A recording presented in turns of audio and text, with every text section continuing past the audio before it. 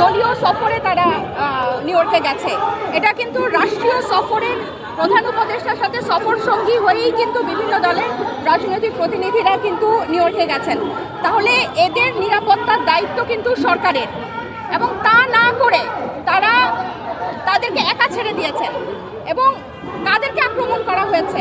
এই আক্তার হোসেনকে, যে আক্তার হোসেন ফ্যাসিস্টের বিরুদ্ধে, ফ্যাসিবাদের বিরুদ্ধে সবচেয়ে বেশি সরব ছিল, জেল খেটেছে এবং রাজপথে থেকেছে, গুলির মুখে সবচেয়ে সবার আগে তারা দাঁড়িয়েছে এবং তাদের নেতৃত্বেই কিন্তু এই গণ অভ্যুত্থান সংগঠিত হয়েছে, এই বাংলাদেশ ফ্যাসিস্ট মুক্ত হয়েছে।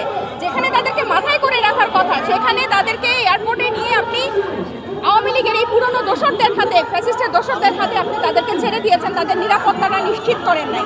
ওখানে যারা এই নিরাপত্তার দায়িত্বে ছিল, যারা এই প্রোটোকলের দায়িত্বে ছিল, তাদেরকে শাস্তির আওতায় আনতে হবে। এবং তারা যে অকথ্য ভাষায় যারা এখানে ভিডিওতে সব কিছু কিন্তু পরিষ্কার দেখা যাচ্ছে, কারা যারাকে আক্রমণ করেছে, কারা যারাকে আক্রমণের করার জন্য হামলা করার চেষ্টা করেছে, তাদেরকে কিন্তু বিচারের আওতায় আনতে হবে, তাদেরকে শাস্তির আওতায় আনতে হবে। প্রত্যেকবারের মতো বিবৃতি দিয়ে বা দায়সারাভাবে কোনোভাবে কিন্তু এটা পার পাওয়ার সুযোগ নাই। মেয়েরা রাজনীতিতে আসার পর থেকে অনবরত কিন্তু আমরা এই ধরনের হামলার শিকার হচ্ছি, এই ধরনের সাইবার অ্যাটাক, এবং এই দফা কিন্তু সরাসরি আক্রমণ করলো।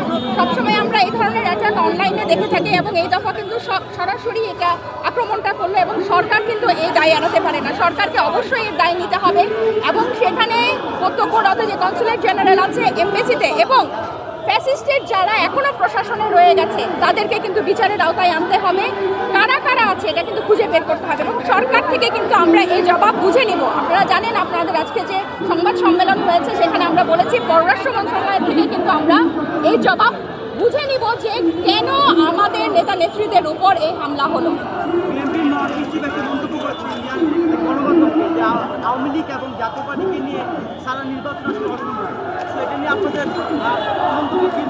এটা নিয়ে আমাদের দলীয় মন্তব্য আমরা পরে জানাবো, কিন্তু যারাই আওয়ামী লীগ এবং জাতীয় পার্টিকে পুনর্বাসন করার চেষ্টা করবে, তাদের রাজনীতি বাংলাদেশে শেষ হয়ে যাবে। কারণ তারা মনে করে যে তারাই সবচেয়ে ক্ষমতাধর।